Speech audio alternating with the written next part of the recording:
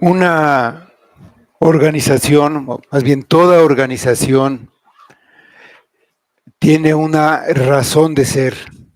Está en la tierra o está en donde esté con algún fin específico. Si pensamos, por ejemplo, en una universidad, pues todos sabemos para qué está ahí esa universidad. ¿Sí? Un hospital, por ejemplo, también sabemos cuál es el objetivo, para qué sirve que esté ahí un hospital. Pero a veces no es tan obvio para qué sirve una organización. Si pensamos en una compañía muy grande, por ejemplo, América Móvil, pues puede servir para muchas cosas. Entonces hay algo que se llama la misión, la visión y los valores de una organización. La misión trata de definir en muy pocas palabras cuál es la razón de ser de esa organización. La visión es hacia dónde se dirige esa organización, esa compañía, y cuáles son sus metas a mediano y a largo plazo. ¿Sí? En América Móvil, ellos definieron su misión como acercar cada día más a las personas. Entonces eso describe de cierta manera lo que esta organización hace. Sabemos que esta compañía es muy grande, tiene Telcel, tiene Telmex, pues trabaja internet, trabaja con la venta de aparatos telefónicos, pero su misión, como ellos la definen, es acercar a las personas, y las personas que trabajan en estas compañías con esa visión, pues pueden desarrollar un trabajo que se acerque a eso. Otra compañía muy grande se llama Coca-Cola, y ellos definieron su misión como refrescar al mundo. Esa es su misión, y hacer la diferencia. Entonces eso define, y eso ayuda sobre todo a las personas que trabajan ahí a desarrollarse en cierto sentido, en trabajar, en cumplir esa misión. Pero, ¿y la iglesia? La iglesia tiene una misión. ¿Cuál será esa misión? Y se pueden pensar diferentes cosas. Si la misión de la iglesia es el amor al prójimo y es hacer buenas obras, entonces la iglesia debería construir hospitales, construir hospicios para adultos mayores, para orfanatos para niños. Así estaría cumpliendo su misión. Pero si su misión es gobernar al mundo, hacer que el mundo sea diferente, entonces tal vez lo que deba hacer la iglesia para cumplir esta misión es hacer manifestaciones en contra de las leyes injustas, presionar al gobierno y este tipo de cosas. Pero ¿será esa la misión de la iglesia? ¿Cuál es la misión de la iglesia? Vamos a 1 Timoteo 3, los versículos 14 al 16, donde Pablo, en muy pocas palabras, define cuál es la misión de la iglesia. Y él dice que es ser columna y baluarte de la verdad. Y dice cuál es esa verdad en el versículo 16. Entonces vamos a leer este pasaje del versículo 14 al 16. Y dice así: Esto te escribo, aunque tengo la esperanza de ir pronto a verte, para que si tardo, sepas cómo debes conducirte en la casa de Dios, que es la iglesia del Dios viviente, columna y baluarte de la verdad. E indiscutiblemente grande es el misterio de la piedad. Dios fue manifestado en carne, justificado en espíritu, visto de los ángeles, predicado a los gentiles, creído en el mundo, recibido arriba en gloria. Vamos a orar. Amado Padre, te damos gracias por tu gran misericordia de darnos esta enseñanza acerca de cuál es la misión de la iglesia. ¿Por qué has dejado una iglesia aquí en este mundo? Y te pedimos que tú nos ayudes a entenderlo, a comprenderlo y a sustentarlo con tu palabra para que cambie nuestra manera de ver a la iglesia y que estemos todos ayudando a cumplir esta misión que tú has encargado a tu iglesia, de la que formamos parte porque tú nos has traído. Ayúdanos, Padre, obra en nosotros. Pedimos que todo sea para tu gloria y lo pedimos en el nombre de Cristo. Amén.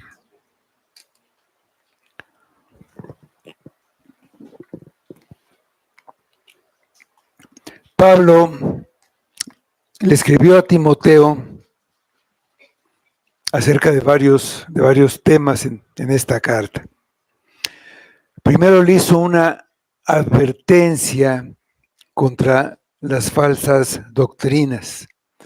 Debía mandar que no enseñaran diferente doctrina algunos que lo estaban haciendo, que ponían atención a genealogías y haciendo mal uso de la ley. ¿Qué era lo que estaban haciendo estas personas? Estaban hablando en contra de la verdad, de la que la iglesia debe ser columna y baluarte, como vimos al principio. Por eso le pidió esto a Timoteo. Enseguida le dio algunas instrucciones sobre el culto público en las iglesias, detallando cómo debía ser la oración y cuál debía ser la conducta que debían tener los creyentes en este tiempo. Cómo debían comportarse los hombres y cómo debían comportarse las mujeres. Explicó que había diferencias y cuáles eran las razones de este comportamiento diferenciado. Siguió con los requisitos que debían cumplir los oficiales de la iglesia, los obispos y los diáconos. Todas estas son instrucciones dadas a Timoteo, pero estas instrucciones Timoteo las debe enseñar a la iglesia como un manual de orden y conducta dentro de la iglesia, especialmente en el culto de adoración, para que todos los creyentes tengan un comportamiento correcto en sus reuniones y sepan cómo relacionarse con sus hermanos, con su padre y con los de afuera. Entonces le dice primero la razón por la que le escribió esta carta, ahí en los versículos 14 y 15. Esto te escribo, aunque tengo la esperanza de ir pronto a verte, para que si tardo, sepas cómo debes conducirte en la casa de Dios, que es la iglesia del Dios viviente, columna y baluarte de la verdad. Pablo estaba en Macedonia y Timoteo en Éfeso. Le quería decir todas estas cosas personalmente y tenía dentro de sus planes ir a reunirse con él en poco tiempo. Sin embargo, no sabía si podría hacerlo. Por eso le escribe. Lo que le está diciendo no puede esperar porque tiene que ver con la casa de Dios. aunque Pablo tarde, Timoteo sabrá lo que debe hacer con la casa de Dios. Debe supervisar el culto para que se haga de una manera correcta. Debe vigilar la elección de obispos y diáconos. Él no es el administrador o mayordomo de un negocio particular. Lo que tiene bajo su cuidado es la casa de Dios. La iglesia es la casa de Dios porque Dios habita en la iglesia. Dice 1 Corintios 3:16. ¿No sabéis que sois templo de Dios y que el Espíritu de Dios mora en vosotros? Muchas personas confunden el significado de iglesia y templo. Un templo es una construcción hecha por manos humanas. Había templos paganos, como el templo de la diosa Diana, que estaba en Éfeso, una de las 7 maravillas del mundo antiguo, y donde se rendía culto a esa diosa. Y el culto se tenía que hacer ahí, en ese lugar, en el templo de Diana. Hasta los judíos tenían un templo que ellos consideraban que era la habitación de Dios. En la actualidad existen edificios de magnífica arquitectura, llenos de lujos y de arte, que frecuentemente son el asiento de la idolatría, del orgullo y el pecado. Se les llama templos, catedrales, basílicas, y son edificios grandiosos, pero no son la iglesia. La palabra iglesia significa llamados afuera. Era una palabra designada para llamar a una asamblea de personas de un pueblo con un propósito específico. Estaban en el pueblo, se convocaba esta asamblea, se les llamaba a salir de ese pueblo a las afueras para tener ahí esta asamblea, esta reunión. Aquí indica la asamblea de creyentes, quienes han sido separados del mundo para ser un pueblo particular de Dios para su propio propósito. Se quiere destacar que la iglesia no es un edificio, sino el cuerpo de creyentes que han sido llamados a salir del mundo y a unirse a una comunidad de redimidos y santos. Por eso Pablo llama a la iglesia del Dios viviente. Es un Dios vivo. La iglesia no es un templo de ídolos muertos. El único Dios que vive y da vida ha hecho que su iglesia exista. Esa es la casa de Dios. Él es el arquitecto. Él diseña hasta el más mínimo detalle de la iglesia. Él es el constructor, no son manos humanas. Habita en ella, provee para ella. Él es honrado ahí y ahí gobierna.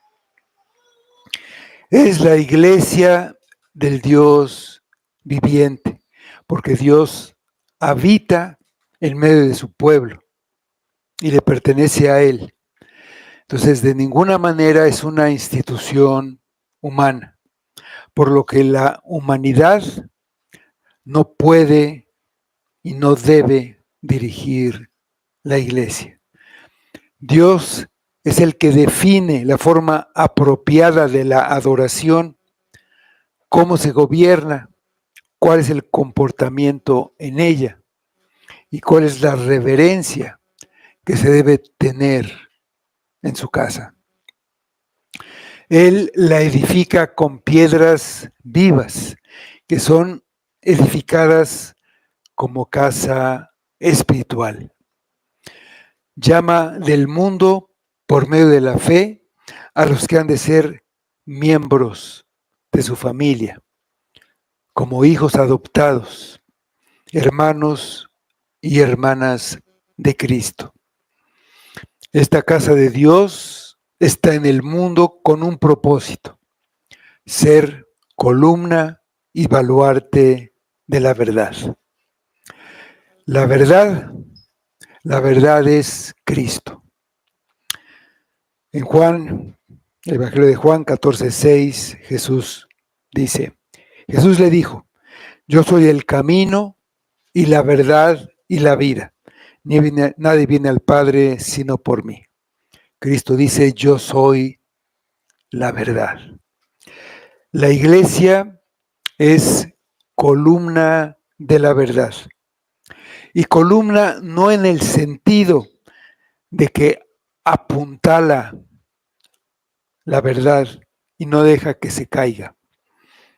La verdad se sostiene a sí misma.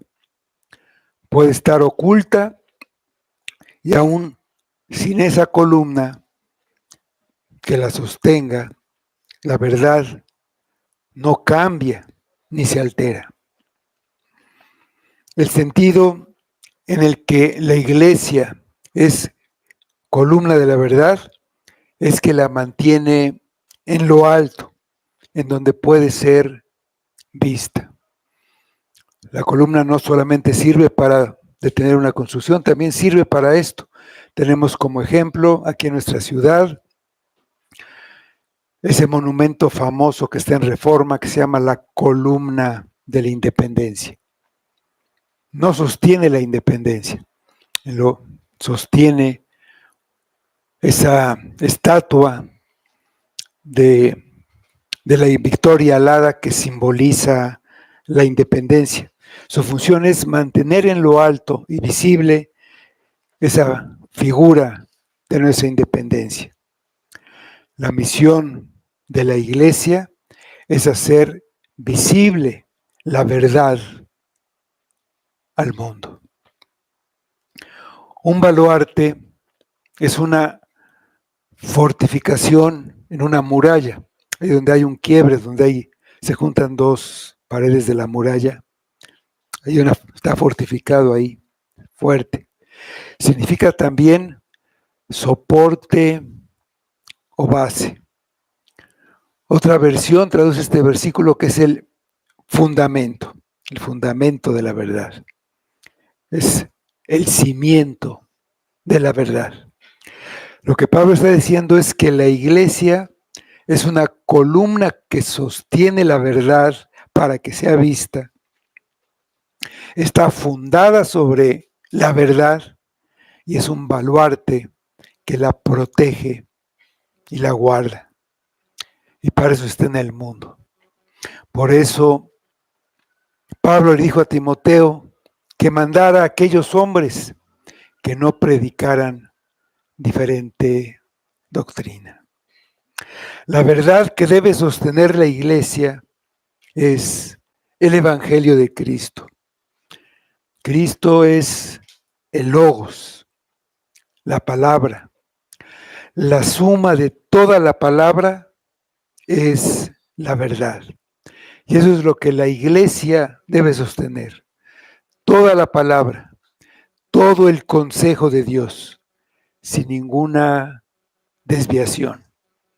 Porque aún dentro de la iglesia puede haber tentación para desviar la palabra, como aquellos hombres, como otros, como dice en 2 de Timoteo, capítulo 2, versículos 18 y la primera parte del 19, dice que se desviaron de la verdad, diciendo que la resurrección ya se efectuó y trastornan la fe de algunos, pero el fundamento de Dios está firme. La iglesia es la columna de la verdad porque debe mantener y transmitir el evangelio. Una iglesia verdadera es en la que la verdad de Dios está a la vista y es exaltada. La iglesia sostiene en lo alto la verdad para que el mundo pueda verla. Cuando la iglesia predica la palabra, es columna de la verdad. Cuando la verdad vive en el corazón de los creyentes, es el fundamento de la verdad. La iglesia es la columna y el baluarte que sostiene la verdad de Dios delante de un mundo perdido. La misión de la iglesia es ser un testimonio al mundo de la verdad de Dios, una revelación de su voluntad, una luz para aquellos que andan en tinieblas y un mensaje del cielo a los hijos de los hombres. Cuando Pedro hizo la confesión de que Jesús era el Cristo, el Hijo del Dios viviente, Cristo le respondió, ahí del Evangelio de Mateo, capítulo 16, 17 y 18, capítulo 16, versículos 17 y 18, dice: Entonces le respondió Jesús: Bienaventurado eres, Simón, hijo de Jonás, porque no te lo reveló carne ni sangre, sino mi Padre que está en los cielos. Y yo también te digo que tú eres Pedro, y sobre esta roca edificaré mi iglesia, y las puertas del Hades no prevalecerán contra ella. La roca sobre la que se edifica la iglesia es la confesión de Pedro. No es Pedro, un simple hombre. La roca de Israel siempre fue Dios. Y leemos en los Salmos: la roca de mi salvación, la roca de Israel. Siempre fue de Dios mismo. Y Cristo es nuestra roca. Él era la roca que acompañó a Israel a través del desierto. Primera de Corintios 10, 4. Dice así: Y todos bebieron la misma bebida espiritual, porque bebían de la roca espiritual que los seguía, y la roca era Cristo. Tú eres el Cristo, el Hijo del Dios viviente. Sobre esta verdad se edifica la iglesia. Pero Cristo dijo más. Dijo: las puertas del Hades no prevalecerán contra ella. Y vemos que la iglesia no está a la defensiva, defendiendo la verdad únicamente. Está a la ofensiva. La proclama activamente. Cuando una ciudad amurallada es atacada, cae cuando sus puertas no pueden detener a las tropas enemigas y ceden. Si las puertas son destruidas, la ciudad es tomada. Los enemigos de Cristo, los poderes de la muerte, no podrán detener el avance de la iglesia y de la verdad de Cristo. Las defensas del Hades no podrán detener el avance del Evangelio. Y va a llegar el día en que el reino de Dios abarque toda la tierra. La Iglesia sostiene la verdad por medio de oírla y obedecerla. La palabra de Dios es la verdad y la palabra predicada es el medio que agradó a Dios para salvar a los creyentes. Le agradó hacerlo por la locura de la predicación. La palabra es esa semilla que se esparce en el mundo y cuando cae en un terreno fértil, da fruto. Debe ser oída, dice Cristo. El que tiene oídos para oír, oiga. La Iglesia sostiene la palabra cuando la usa legítimamente, no como los que la desvían y la tuercen. Cuando la atesora en el corazón, dice el Salmo 119, 11. En mi corazón he guardado tus dichos para no pecar contra ti.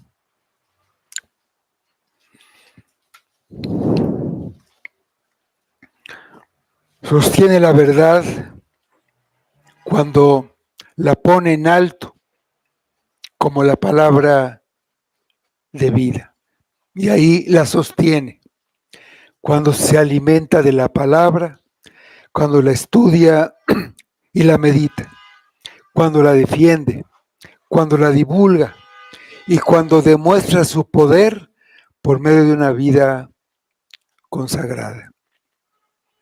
La vida que vivimos da una imagen al mundo del poder y de la veracidad del Evangelio. ¿Cuál es esa verdad? Es el misterio de la piedad en el versículo 16. Indiscutiblemente grande es el misterio de la piedad. Dios fue manifestado en carne, justificado en el Espíritu, visto de los ángeles, predicado a los gentiles, creído en el mundo, recibido arriba en gloria. En este versículo, Pablo deja en claro que cuando habla de la verdad, está hablando de Cristo. Dice, Dios fue manifestado en carne, Cristo. Aquí usa nuevamente la palabra misterio, esa palabra que ya usó en el versículo 9, cuando dijo que los diáconos deben guardar el misterio de la fe con limpia conciencia. Misterio no es una doctrina secreta o enigmática. Es algo que estaba oculto y ahora es revelado. El pueblo de Dios del Antiguo Testamento, los judíos, esperaban a su Salvador. Esperaban a aquella simiente de la mujer. Esperaban a ese Mesías o Cristo. Esperaban al Hijo de David, pero no sabían quién era. Poco a poco se fue revelando quién era por medio de profecías, que se quedaban algunos detalles. Desde la caída de la humanidad en pecado y su separación de Dios, uno de los mayores misterios es cómo los seres humanos pueden estar bien con Dios de nuevo. ¿Cómo pueden reconciliarse con Dios seres que son pecadores? En el Antiguo Testamento se ofrecían innumerables sacrificios, pero los seres humanos aún no estaban bien con Dios. La respuesta a este misterio fue revelada solo cuando vino el Señor Jesucristo. Eres el camino mediante el cual los seres humanos pudieron ser reconciliados con Dios. Pablo nos habla del Señor Jesús como el misterio de la piedad. Grande es este misterio de la piedad. Cristo es el que es grande. Por eso dice que grande es el misterio de la piedad. Y este hecho es reconocido por la Iglesia en su testimonio, en ese testimonio diario y en su enseñanza, como aquí. Se piensa que este versículo es parte de un himno antiguo o de una primitiva confesión de fe. Misterio de la piedad o misterio de la fe. Eso es lo que cree la Iglesia. Por medio de la fe lo hace suyo y por su devoción lo glorifica. La piedad es una devoción, un amor consciente en nuestras vidas hacia Dios en Cristo, en el temor de Dios. Cristo es llamado el misterio de nuestra devoción, no solamente porque si no nos hubiera sido revelado, no tendríamos manera de conocerlo, sino también porque va más allá de nuestra comprensión. Mientras más lo conocemos, estamos en mejores condiciones de discernir el carácter misterioso, insondable de su amor y de todos sus atributos. Dice Efesios 3, 17 a 19.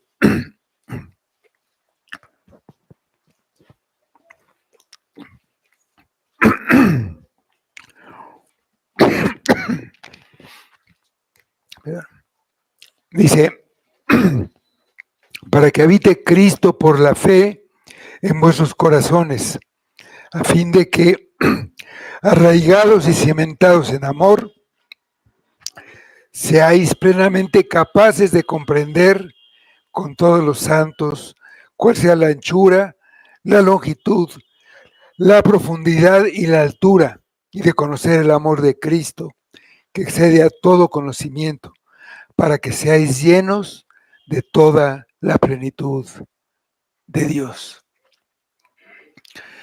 La inmensa grandeza de Cristo constituye el tema del himno que cita Pablo. Comienza con su humilde nacimiento, con su encarnación, y termina con una referencia a su glorioso ascenso al ser recibido en gloria. Dice primero que fue manifestado en carne. Cuando se cumplió el tiempo, Dios envió a su Hijo en naturaleza humana. Nació de una mujer, de una virgen, pero de una mujer, como todo hombre. Vino como el Salvador del mundo, aunque en este versículo no se le nombra directamente. Es el eterno Hijo de Dios, eterno, pero fue manifestado en carne, y ahí tuvo un principio. El Verbo se hizo carne y habitó entre nosotros por un breve tiempo. Pero Él existía desde antes y estuvo dispuesto a tomar una naturaleza humana, una naturaleza en debilidad y cargada por la maldición del pecado. Vivió como un ser humano común y corriente. Y esto fue una manifestación de un amor infinito y misericordioso. Se despojó de todo lo que era a sí mismo. Se humilló para darse a nosotros, para darnos a nosotros algo, para enriquecernos. Dice 2 Corintios 8:9. Porque ya conocéis la gracia del Señor Jesucristo, que por amor a vosotros se hizo pobre siendo rico, para que vosotros con su pobreza fueseis enriquecidos. Él apareció en el mundo prácticamente de incógnito. Hacerlo de esta manera es parte de su revelación. Desde el inicio, mientras se encubría, se fue revelando. A lo largo de su ministerio, él le decía a sus discípulos quién era, se los mostraba, pero les decía que no le dijeran a nadie que él era el Cristo. Pero a ellos se los iba comprobando cada vez más. Cuando dijo que era el Hijo de Dios, sus enemigos lo acusaron de blasfemia, diciendo que era solamente un hombre y que se estaba haciendo Dios. Y lo condenaron a muerte por esa blasfemia. Dice que también el misterio de la piedad, que fue justificado en el Espíritu. No en el sentido de que alguna vez fue pecador, pero fue hecho justo o fue declarado justo, sino en el sentido de que el Espíritu declaró lo que siempre fue, justo. Vindicado en el Espíritu, traduce la Biblia de las Américas. Significa que fue mostrado como justo ante todos, ante el mundo y ante Dios mismo por el Espíritu. No todos vieron su gloria. Fue despreciado y desechado entre los hombres.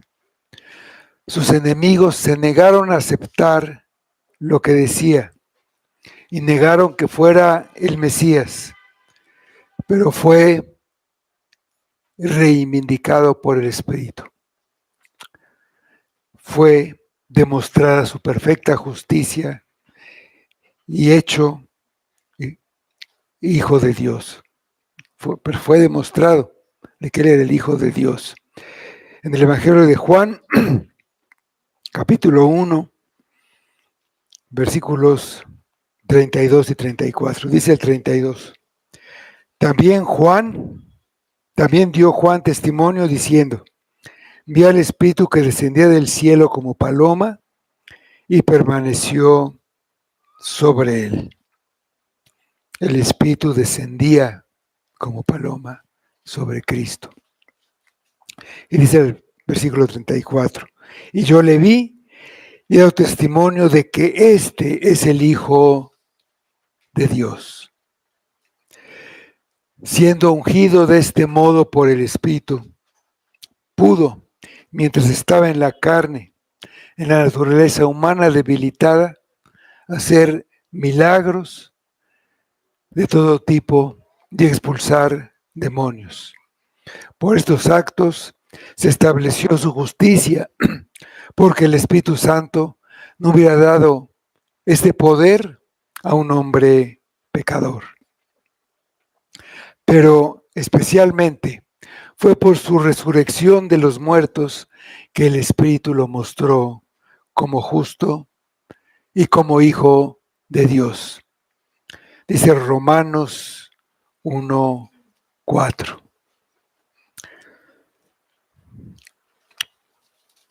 Que fue declarado Hijo de Dios con poder, según el Espíritu de Santidad, por la resurrección de entre los muertos. Su resurrección probó que no era un blasfemo, sino que era en verdad el Hijo de Dios tal como decía que era. La muerte no pudo retenerlo porque él no tenía pecado. Y todo hombre tiene pecado. Dice también que fue visto de los ángeles.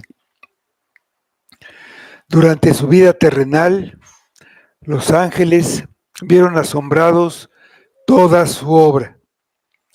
Desde su encarnación, ahí estaban presentes. Ellos anunciaron el nacimiento del Salvador a los pastores para que fueran a glorificar a Dios. Cuando fue tentado en el desierto, vinieron ángeles y le servían. Lo fortalecieron en Getsemaní, en su agonía.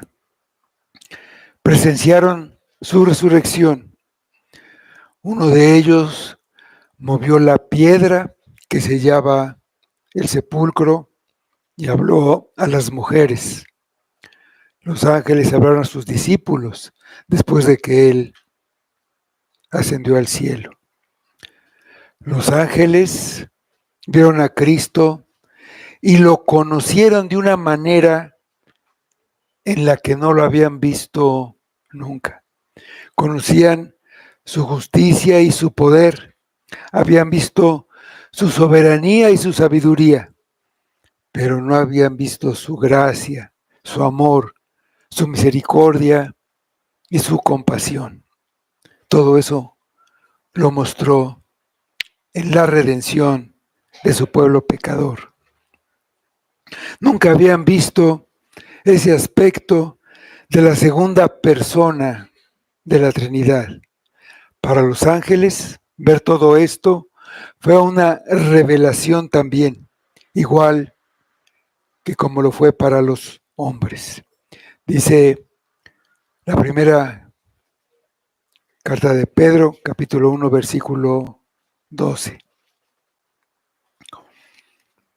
A estos, y ahí está hablando de los profetas, pero dice, a estos se les reveló que no para sí mismos, sino para nosotros administraban las cosas que ahora os son anunciadas por los que os predican el Evangelio, por el Espíritu Santo enviado del cielo, cosas en las cuales anhelan mirar los ángeles. Todos estos acontecimientos fueron presenciados por los ángeles, pero sin duda el acontecimiento que estaba grabado en la conciencia de la iglesia primitiva es la gloriosa resurrección de Cristo. Mientras los ojos de los hombres eran opacados por la poca fe y en cierto sentido por la falta de fe, aún entre sus mismos discípulos, dice el Evangelio de Marcos, capítulo 16, versículos 12 a 14. Pero después apareció en otra forma a dos de ellos que iban camino, yendo al campo. Ellos fueron y le hicieron saber a los otros, y ni aún a ellos creyeron.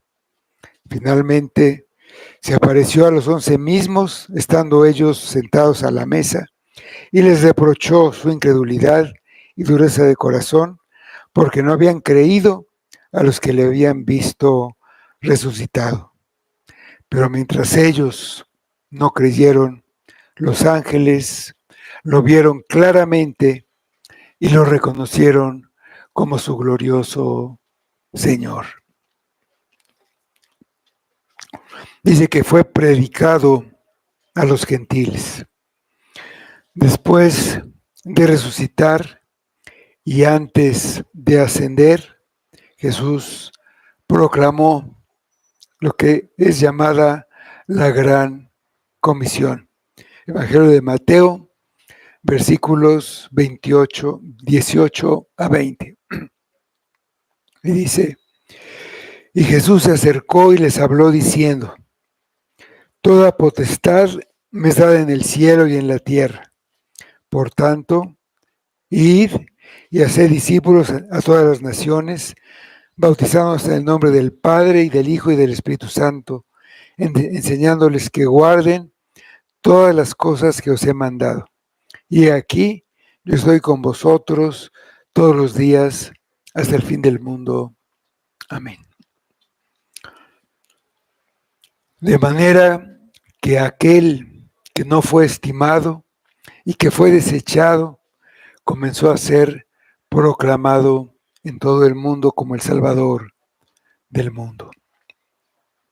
Poco después, en Pentecostés, y después de Pentecostés, se predicó a Cristo, y no solo a los judíos, también a los gentiles. El mismo Pablo hizo lo mejor que pudo para cumplir con este mandato. Él estaba ocupado predicando a Cristo entre los gentiles y llevando al mundo a creer. Dios produce fe en el corazón de los hombres cuando ellos escuchan su palabra. No es a través de música, de imágenes, de obras de arte, obras de teatro, o por cualquier otro medio. Es por la predicación de la palabra. Esta es la misión de la iglesia en este mundo. La iglesia debe predicar el evangelio entre los gentiles. Sigue diciendo que fue creído en el mundo. Este fue el propósito de su encarnación. La razón por la que Jesucristo vino a la tierra fue para que los elegidos creyeran en Él y fueran salvos para vivir con Él eternamente. Este es el resultado de su mandato antes de su ascensión. Hombres de toda tribu y nación y lengua empezaron a adorarlo como su Señor y Salvador, como lo había dicho. Cuando Cristo ascendió al cielo, solo eran 120 los que creían en Él. Esos pocos comenzaron a predicar el Evangelio y en pocos años muchas naciones habían sido alcanzadas por este Evangelio. Hoy millones han creído. Pablo declaró que el Evangelio se había dado a conocer hasta lo más remoto de la tierra.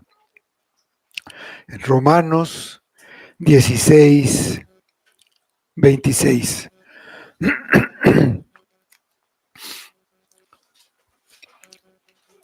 Dice Romanos 16, 26. Pero que ha sido manifestado ahora, y que por las escrituras de los profetas y según el mandamiento del Dios eterno, se ha dado a conocer a todas las gentes para que obedezcan a la fe. Dice finalmente que fue recibido arriba en gloria.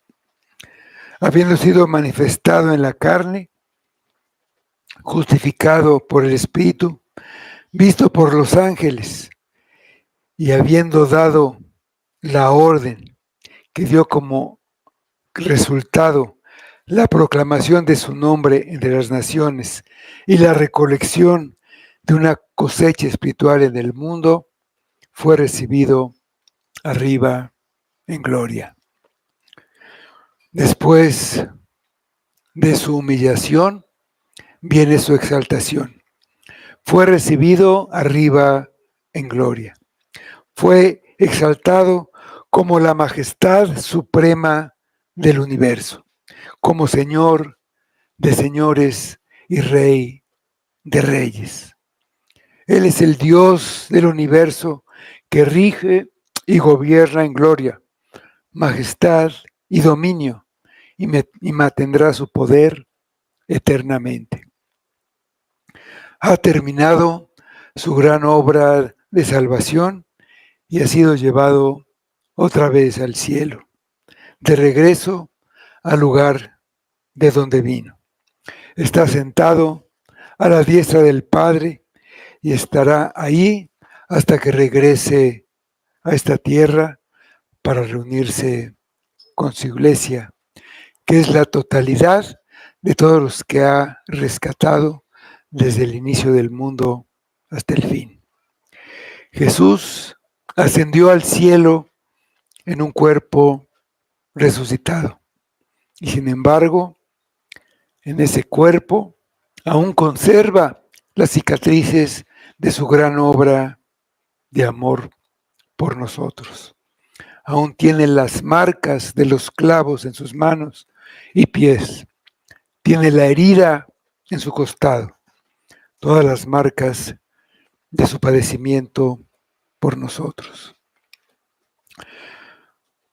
Pablo ha descrito el carácter cristiano al dar los requisitos de los obispos y los diáconos. Todo cristiano debe ser llevado a desarrollar ese carácter, que es el carácter de Cristo. Esa descripción nos recuerda la clave de la transformación de nuestro propio carácter. Mantener nuestra mirada en Jesús. Es como Pablo lo escribió en 2 de Corintios 3, 18. Por tanto, nosotros todos, mirando a cara descubierta como en un espejo la gloria del Señor, somos transformados de gloria en gloria en la misma imagen como el Espíritu del Señor. Jesús es el cumplimiento perfecto de la descripción del carácter cristiano. Confiemos en que Cristo transformará nuestras vidas de acuerdo a ese mismo carácter, mientras pongamos nuestra atención en Él. Lo que construye este carácter es nuestra relación cercana con Él. Es nuestro caminar diario con Él, nuestro caminar a su lado. Igual como Él formó este carácter a través del tiempo en sus discípulos, que lo acompañaron caminando con Él diario.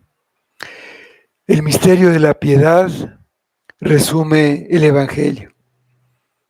Cristo se hizo hombre, murió por nuestros pecados, triunfó sobre la muerte, fue honrado por los ángeles y ascendió al cielo. Este mensaje es predicado en todo el mundo y los que creen son salvados. Este es el mismo mensaje que debemos proclamar. Estas verdades son las que deben guiar nuestra conducta, tanto en la iglesia como en el mundo.